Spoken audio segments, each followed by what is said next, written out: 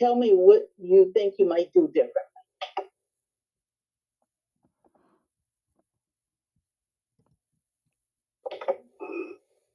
Hi, Kelly. How are you? Hi, Cindy. What's up? Yeah, well, I just got my assignment from Janice because Janice is in charge. And Janice, once again, gave me 5 total pairs and a floating STNA. I just don't get it with her. I don't know what she thinks I do. She must think I just sit on my butt and do nothing. But I can assure you that 5 total cares, I am busy the entire shift. I don't get it. You know, I understand because for the past 3 weeks, every time I've come in, I have gotten total cares and nursing students with just an STNA. You know, and I am really burnt out. You know, I don't get with her. You know, who said she could be a manager? Because you know what? She doesn't have any clue on how to manage anything. I don't think she can manage her way out of it, fact, quite frankly. You know what I think the thing is? Management just doesn't understand anymore. They're so far removed from the floor. They have no idea what we do. And I'm just really getting sick of it. I am so frustrated. You know what? I almost wish we had a person who was managing who wasn't a nurse. Because you'd think that a nurse would know what a nurse does, but apparently Janice doesn't. There's only 8 hours in the day. I just do what I can do. That's my philosophy too. It's like, you know what? When I'm done, I'm done. And what gets done, gets done. And you know what? If they're still on bed pants, oh well, what can I do? I'm only one person. Yeah. All right. Sometimes this is a typical day, the beginning of some people. What would you all have done different? Can anyone help me with that?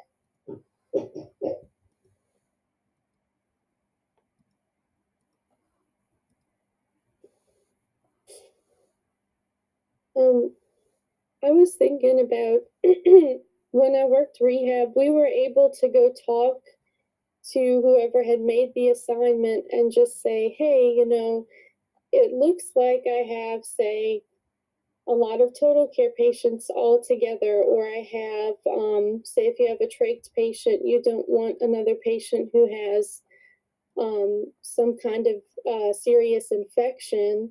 And you can go to that person and say, hey, is there any way that I can make some swaps with another nurse and we can kind of balance this out? And it seems like she didn't even try to do that. Okay. All right. So in the world of utopia, I get it. You did say you went to her and talked with her. Anything else? Can anyone else think that might be able to do? I think maybe instead of saying what gets done, like they could ask for help for someone else that doesn't have all total care patients. Delegate. Yes, they can do some delegation if possible. Okay, so you all are hitting some good points. I'm going to run the next one, and this is more professional. Hi, Kelly. How are you? Hi, Cindy. How are you? No, I've been better. I've got Janice as our charge nurse again, and once more, she's given me 5 total care patients and a floating STNA. I honestly don't know. Did she ever nurse on the floors? Because who would do that to another nurse by giving them 5 total cares and a floating STNA? Really? Well, you know, I think that she probably just doesn't remember. It's been a while since she's been on the floor. I've been having that problem too. How do you think we could change that? I don't know. I know that I had to cool down a little bit because maybe what James doesn't realize is that when we're this overworked, that patient care is suffering. And sometimes I just don't feel good about myself going home and realizing that after an 8-hour shift, I simply could not complete what I would like to complete as a nurse, what I would like to do for my patients. And it really makes it hard for me not to be able to go that extra mile. I really don't like leaving my patients not well cared for at all. So I think we should go talk to her. I think so too. But what should we say to her though? I mean, you know, because sometimes I've seen Janice really get very frustrated to the point where like she's blown up at people, and I'd rather this be like a productive meeting and try to get her on our side, at least try to see what we're trying to say. I think if we approach it from a patient care perspective, And just point out that we're unable to provide great patient care for our patients. And, you know, our philosophy is great patient care. And it's important. We need to make sure that we treat them as individuals, holistically. And we're unable to do that when we have high total cares and nursing students and STNAs that have to leave. I think if we approach it that way, she would listen to us. Hey, maybe we could offer to help you too. Maybe it would be helpful if you and I, now I know we're both really, really busy, but maybe it would be helpful if we could take a look at the floor and the flow and maybe bring back some suggestions so that maybe we're being a part of the team and not expecting her to solve all the problems. I think that's a great idea. Let's start making a list. Oh, that's good. Okay, Haley and Jessica, thank you for your input. So it's a possibility. People are people. And because we're teaching team steps, we're trying to teach you all the better approach to a situation. Because, yes, most of the time, some people are just hard at keeping their decisions. Maybe it's too late to change the decision. So it's a lot of things that that we could look at. But I appreciate Jessica sharing that, and I also noticed that it did give some insight on what to do about somebody that's kind of hardcore and not really trying to make a difference.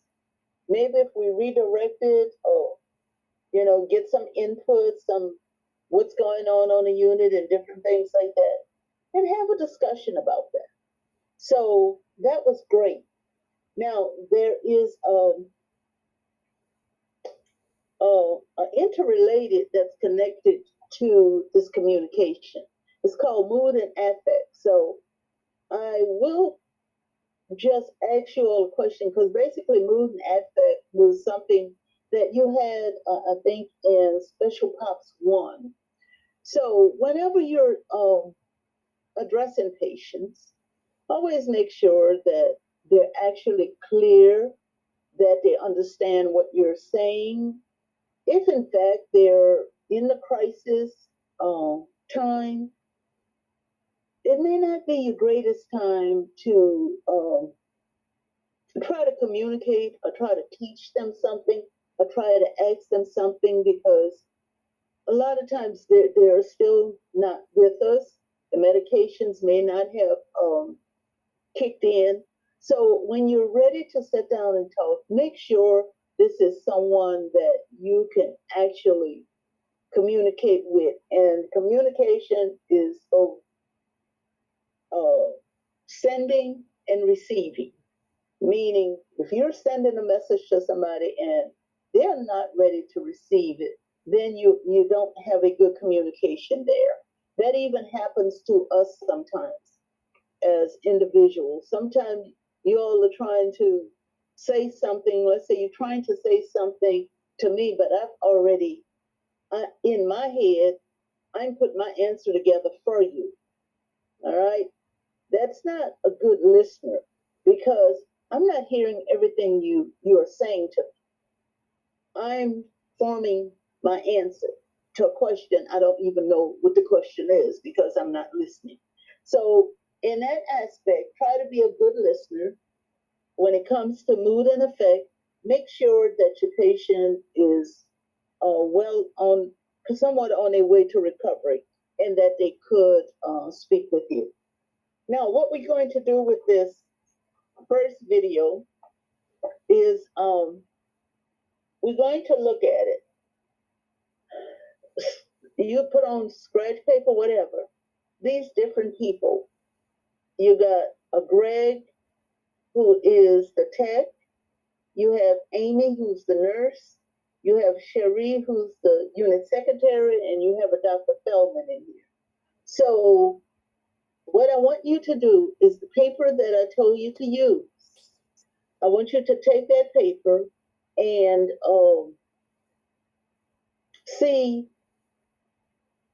what feedback, what strategies, what tools and strategies were used in this. So let's go through. God, I hope it works. It's got its moments.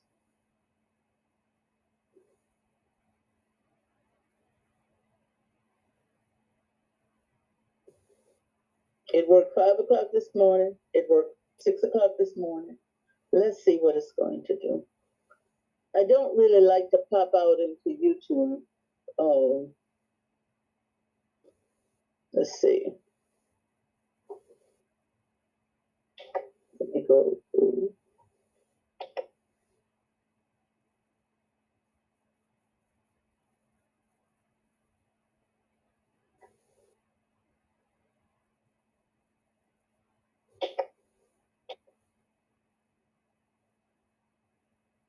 I'm going to go through all of them to see if I can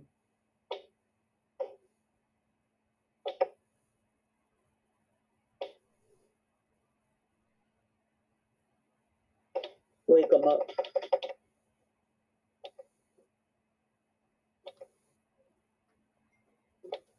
So let's go back.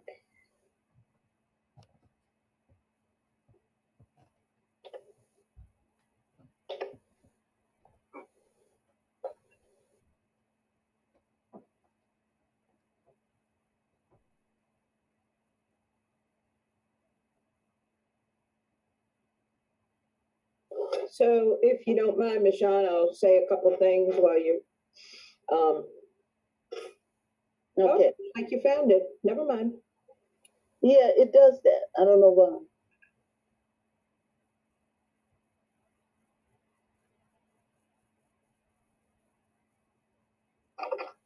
You were going to tell me about the count you had on foods.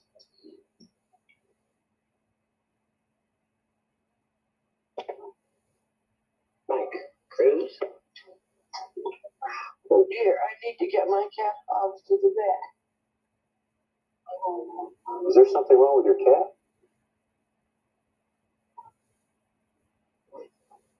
Okay, all done. I'll see you tomorrow. That was weird. She was acting awfully strange. It's almost like she bumped her head. Maybe I should say something.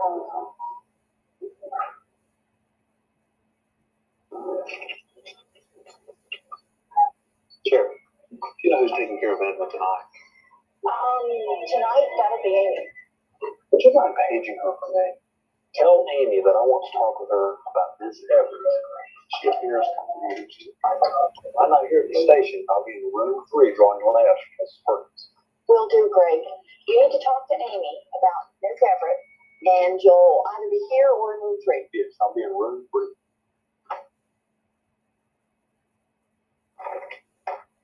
Oh, hey, Greg, you wanted to talk to me about Miss Everett? Yeah, I wanted to let you know that Miss Everett is acting weird.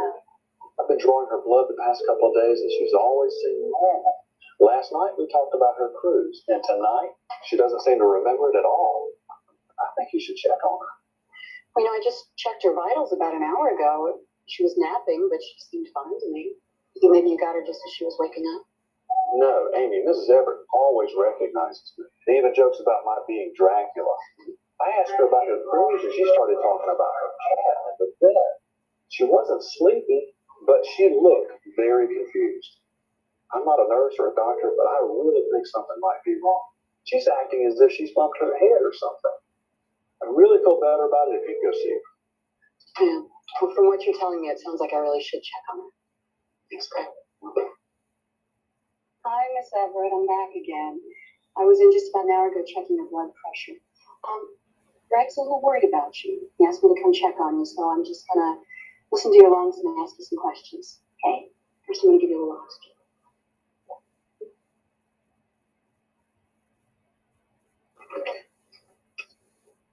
Hey, Sherry, could you page the doctor and call for Miss Everett? Sure.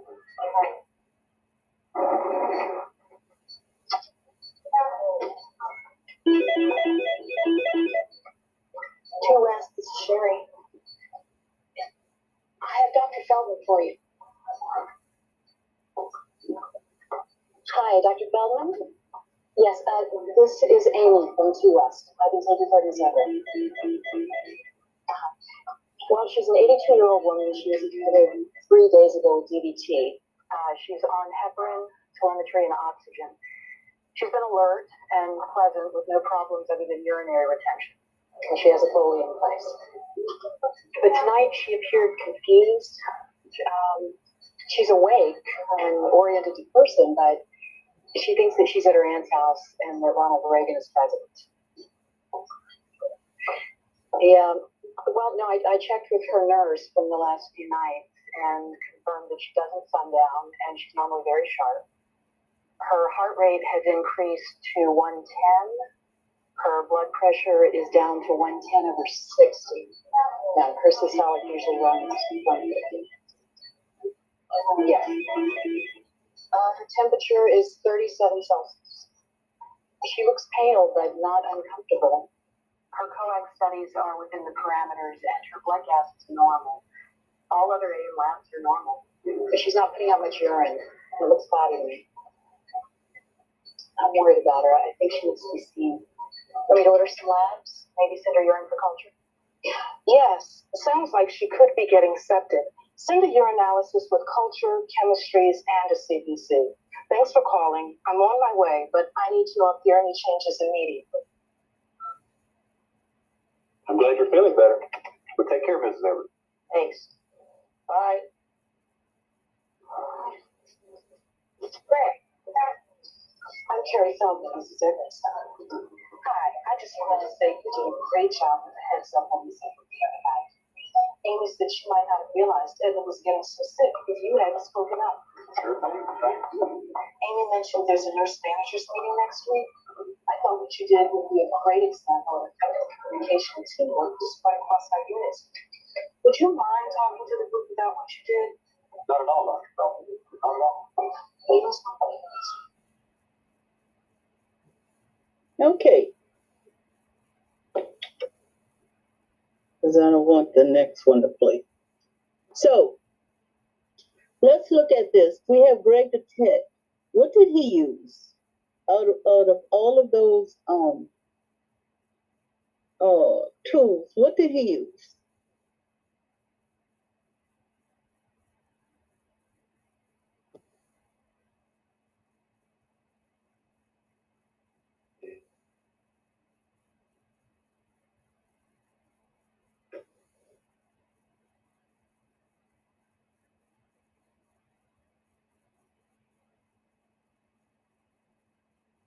Miss John, I missed the tools, or the tools part because I came on late. But for me, I see that he did great assessment skills, and that's why hourly rounding is so good. So when the nurse doesn't catch it, and having a patient a couple of days too, he knew the difference of what was going on. And sometimes people miss out on that. So that was really a great call on him. Yes, it was. And just make sure you respect everybody. I don't care if it's housekeeping. Sometimes they see something in a patient we don't. They may have a relationship. However, what I was talking, who am I talking to? This is Crystal Washington. How you doing? Hey, Crystal. So, I have on the classroom, there is, you see this little kind of colorful thing here. It might be a different color, but you actually have that in your classroom. Well, you, I think you do. Did anybody find it? It was there the other day. I'm gonna check. Okay.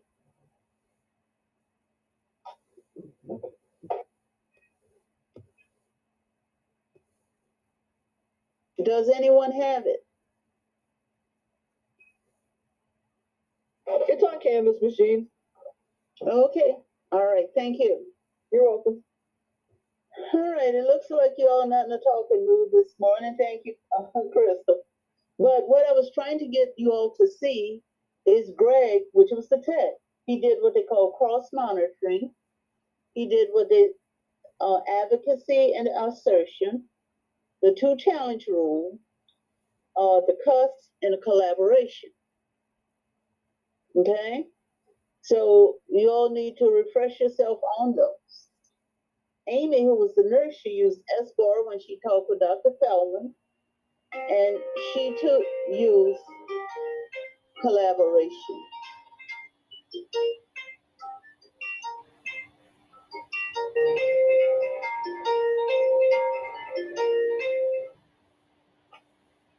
Okay, so someone is calling me from Poland. All right. Amy was collaborating with both Greg and Dr. Feldman, where everybody was actually doing collaboration.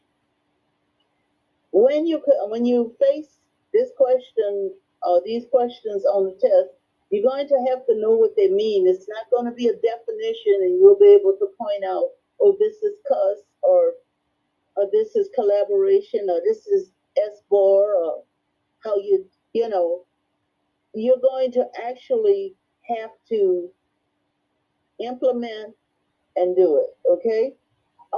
Cherie, who was the unit secretary, is a check back, and of course, collaboration, because when Greg talked with her, she repeated everything that Greg said. You're going to have to recognize that as a check back. This is just to kind of get you working with it. And of course, Dr. Feldman was collaborating as well as giving a feedback to Greg. All right. The next one. This one you don't have to critique. It's just reminding you what's cuss is, concerned, uncomfortable, and safe.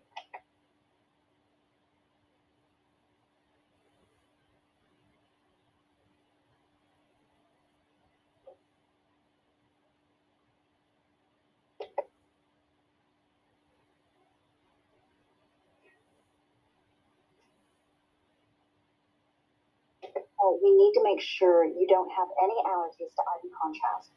Do you have any? Yes, but not try to move.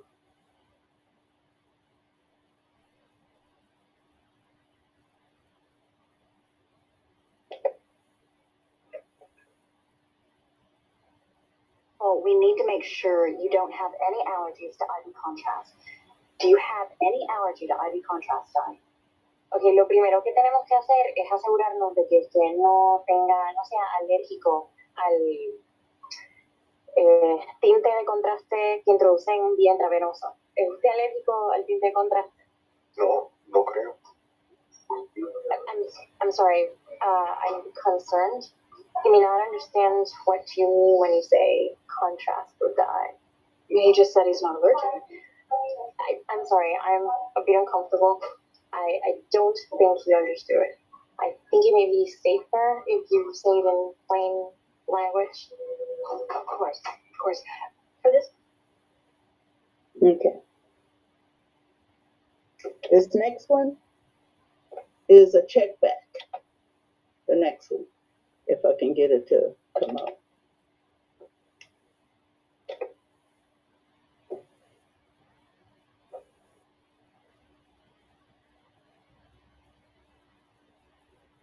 Okay, so tell me again about your symptoms.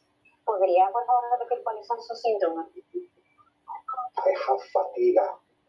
Very much. It happened in the morning. Okay, so you have been tired since this morning. Do you have any other symptoms? Fevers or chills? I'm sorry, can I interrupt for a minute? I need to clarify something. He's saying fatiga, and you're taking that to mean that he's tired, but he may mean that he's feeling short of breath. Do you mind if I check back with Mr. Hernandez just to clarify? Yes, please do. Señor Hernández, cuando usted dice fatiga, ¿usted quiere decir que está cansado o que se siente como que le falta el aire? Me falta el aire. Okay, o sea que se siente como que te falta el aire. Sí. He's actually feeling shortness of breath, not tiredness. The word fatiga can mean either one. Thank you. That is very helpful. Okay, so be mindful, and there are tools that they use in the hospital. They stopped using the blue phones. I don't know the name of the new thing, item they're using. Marty. What are they? Artie? Marty. Is that Marty on those big green things? I thought Marty was a different. Marty is like an iPad on a roller, or they can also use it like on a computer as well when you log in, or you can even call on the telephone and get someone to come up translate for you. Okay. Yeah, Marty is one of them, but the one at the hospital, so different hospitals use different things, and thank you again. I appreciate your input. They use the one that you got the iPad. Well, we use this gray big thing, green thing. I don't know if even Dr. DeLima knows what it's called, but it's large and it's green, and I'm not sure. It might be Marty. Doesn't look like the iPad that they had previous. So You mean the interpreter phone? you know so you all still use the blue phone? No, they have the green ones, but I'm not sure what they're called now. I'm sorry. Yeah. It's like an iPad on a stand. Well, I guess it is Marty. It just looks different than the Marty I remember. Well, okay, Yeah. thank you. Thank you, guys. All right. So, Miss John, it's probably called Marty too. oh, okay. All right. That's a possibility. Love you. I really have to pay attention because it's always in my way when I'm trying to make my assignments. It sits right behind the area that I said, and I never paid attention. That's not the one I want. Okay, so this one is just to refresh your memory.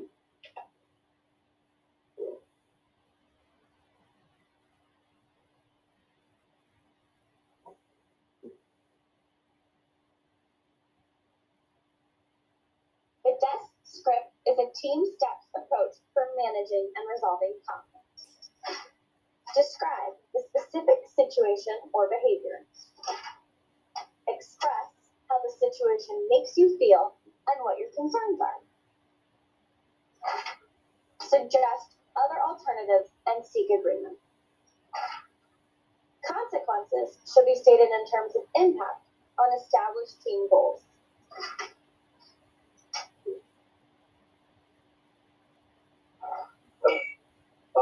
So remember, this is a type of conflict resolution. Don't worry, let's go to that. Oh, okay, yeah, let me know your call. There you go. There you go. What's that? Oh, hey guys, how you doing? Let's get you back in bed. Okay. Hi, I'm Betty's nurse today. My name's Megan. Hi, Megan. I'm fine. Let's make sure. Betty, are you doing okay? Yeah, good. Hey, Betty, can you tell me where we are right now? Oh, my health? Yeah. Okay, so let me just tell you, your brother's been a little bit confused today, so I'm just concerned for his safety.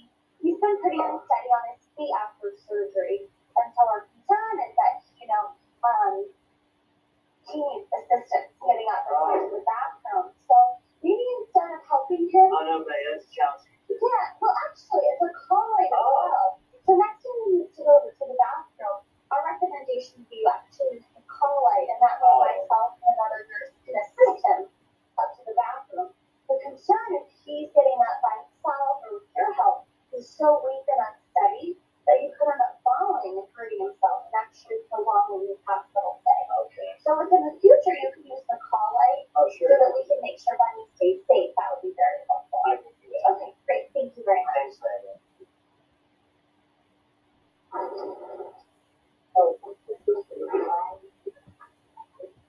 Do you have a second? Yeah. Hey, I was just doing our action round, and I noticed that you had a second spot.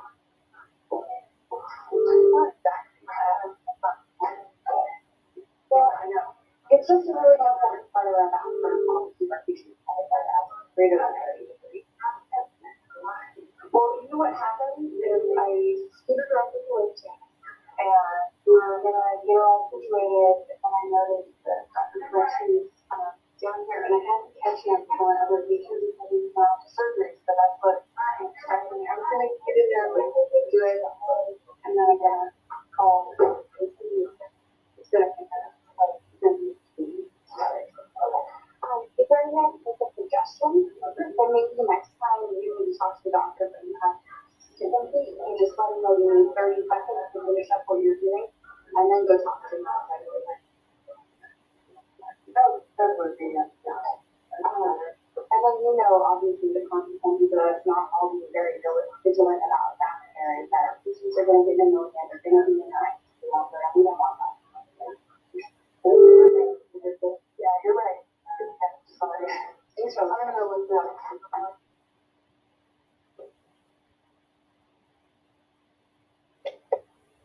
Okay, that's one you probably heard a long time ago, or you might have forgot or never heard it at all. Okay, so let's look at communicating with other healthcare members. Whenever you talk, whenever you need to say something, you really need to use some kind of assertiveness. State your concern, state the information that supports your concern, like we talked earlier when I think Jessica gave hers. Suggest a course of action, like the nurses were saying in the video when they were sitting there getting report one to the other, and recap why you feel that that's the best option.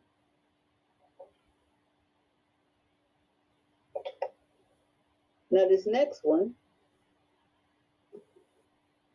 it's bringing in, this is what happens if your assertive communication doesn't work. That's kind of what happened to just restate your concerns another way. That is the two rule challenge. Okay, that's what I was trying to get you all to see also with Greg. I think I said two rule challenge. Well, when Amy made the comment, well, she was okay when I looked at her earlier. You think maybe she was such and such. Well, restate it in another way just to make sure you try to get your point across. All right.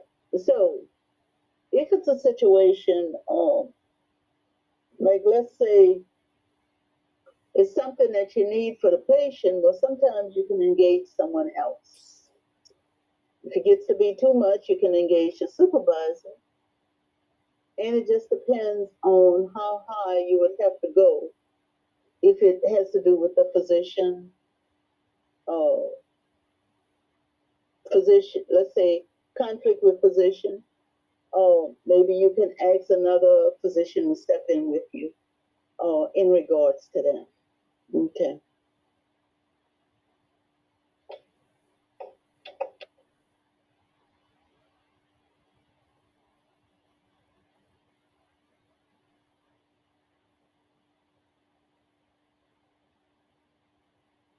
All right, I'm going to do the shorter one. I have actually 4 here. Um, it's actually when you all used to meet, what I would do is break you up in teams, and each team had to assess a scenario. So you all going to do this scenario together, if you wish. So let's read it, let's look at it, and let's see if we can figure out what are the barriers, what are the tools that you might use, what outcome you might want.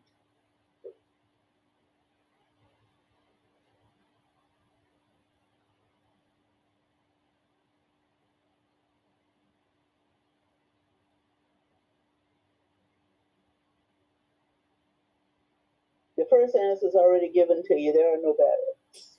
So let's look at it.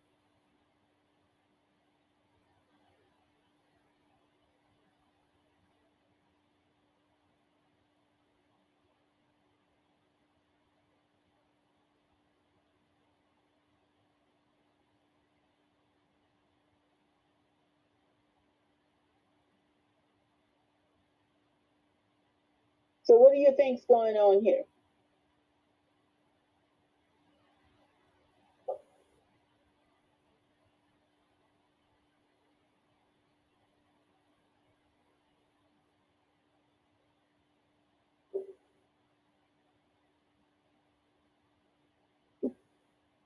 Maybe he's under some kind of shock or something. I see he's being tacky and his blood pressure is low. And so they're concerned and they're calling and they're asking for help. Okay. What yeah, that is happening, but what I really want seen here is the actual team steps. I want to know with the team steps, what are we using? What tools that we might be using? Yeah, that patient is in trouble. The nurse stepping in was a great thing. Why? The first nurse did a call out. The second nurse, she's doing what they call a situation monitoring. And until you probably read and refresh on that, a situation monitoring, meaning she's cross monitoring, she's aware of what's going on, and she's there to help. So when you think of team steps, and like I said earlier, when you think of team steps, this helps with your patient's outcome. That's the whole objective. The whole objective is safety. And I realize all of you have had team steps before, but as long as it's in the curriculum, team steps have to be taught all 4 levels. And that's one of the issues that newer nurses are having. They're having trouble sometimes communicating what it is that they need to say. So I'll just give you the answers, and later on you can look at it and decide what you want to do with it. Collaboration is between the 3 team members. That's one of the tools, the strategy, the tools and strategy. Your summary.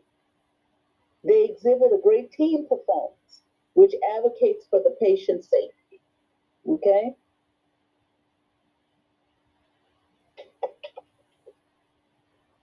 Thank you, Crystal. You're welcome. All right, let's do this one.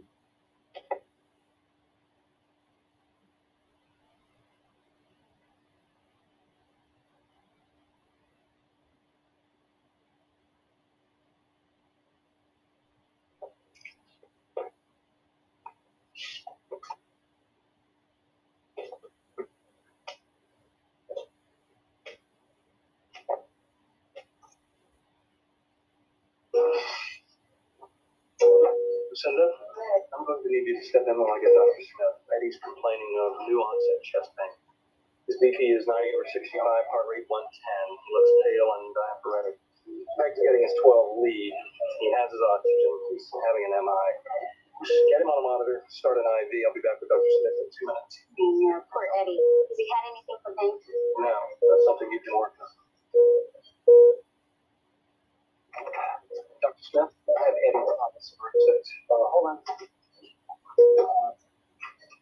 Eddie Thomas, 56-year-old with congestive heart failure, multiple ED visits. Yeah, I'll tell you what, 4 milligrams of Lasix IV, O2. I'll see him as soon as I'm done with these disposed. Got to clear some bones, we're going to get back under the roof. Dr. Smith, I'm concerned. All right, look, I'll have to call you back. Okay. Yeah, Eddie isn't presenting with his usual heart failure. He has substernal chest tightness radiating to the jaw. He looks pale and diaphoretic. BP is 90/65, verified with manual cuff, pulse 110. We've got him on O2. We're getting a 12 lead starting a line. I think he may be having an MI. We can do the same now. This one said it might sound like it might be an MI. All right, I'm on my way. Where we should room 8, room 6. Okay, 6. Got it. All right. Yeah, here's his electrocardiogram. Well, this looks like it could be an acute MI. All right, everybody, hey, let's huddle up before we go in, so we know what we need to do. Well, I'll have the 4 liters up to my nasal cannula and aspirin. He's hypertensive, so we might want to drop the nitro. He's already on the monitor. Good catch, Carol. Hold the nitro. Where are his cardiac labs? His labs are pending. We should have those in 15 minutes. Okay, let's prepare to get him to the cath lab immediately. I'll call the cath lab. Okay, all right, let's get in.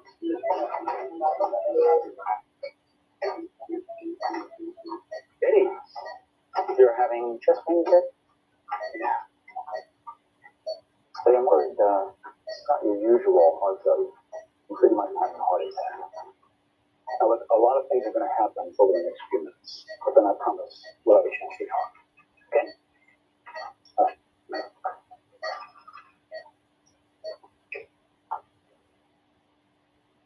The chest x-rays here.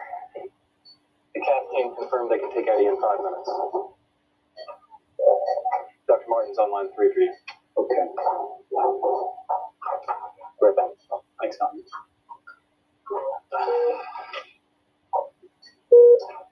Hi, Bob. Hey, Bart. Is this your idea of putting on a diet? Because every time I put food in my mouth, I got a new ER case. No, just trying to keep you busy. Actually, it was Hal that made a good catch. Tell me more. Well, this is Eddie Thomas, 56-year-old gentleman with viral cardiomyopathy and frequent episodes of congestive heart failure. We know him well.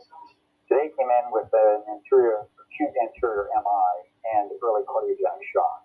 We do have his new and old electrocardiograms. He described the pain as ripping, and his history is one of viral cardiomyopathy, not coronary artery disease. So I consider recording his chest to be certainly no dissection. He's had aspirin and heparin. We're starting integralin, and there's no beta blockade or nitroglycerin on board because of his hypertension. His labs are drawn and pending. So I'm going to sign off. I mean, Hal will be here to make sure you got everything you need. Okay, Bart. You have a recurring heart failure patient with dual onset atypical chest pain.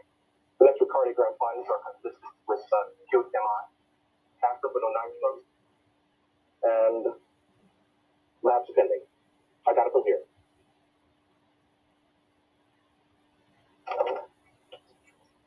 Hey, Hal. Good job with Eddie earlier today. Our communication was precise, and we got him the necessary attention quickly. Good job.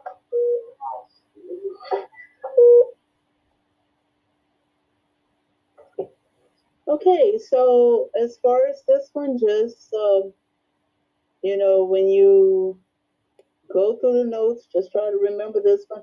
You probably can pull it up on YouTube as well to get a better understanding of what they were talking about. And I have one more that you wouldn't have to critique. The other one you had to critique. So I think we're down to 3 minutes. So let's look at this one. It's just the same one. No, that's not what I want. This is what I want. I want the briefing. There we go.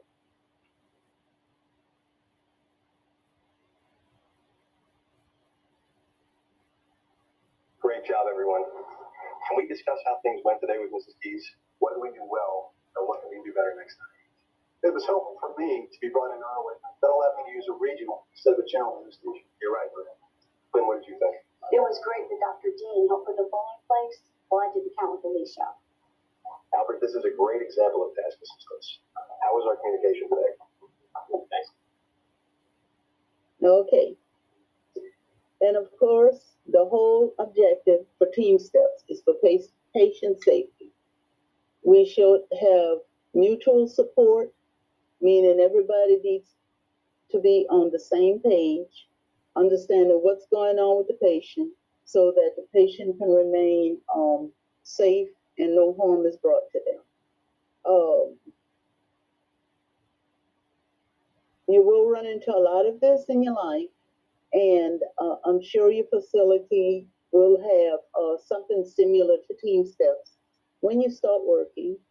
But right now, I am wishing you all well on your test tomorrow.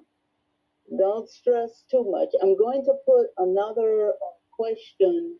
Well, actually, I'm going to put a calculation on the class page for, I believe it's 2, metabolism 2, so that you can actually see the question the osmolality worked out, because I didn't have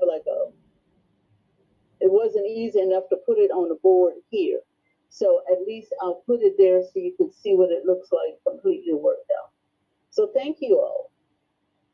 And thank you all going to Ms. Garrettson next. Have a good evening. See some of you tomorrow. Thank you, Miss Jones. And Take care. Thank you, Miss Vaughn. Take care, guys.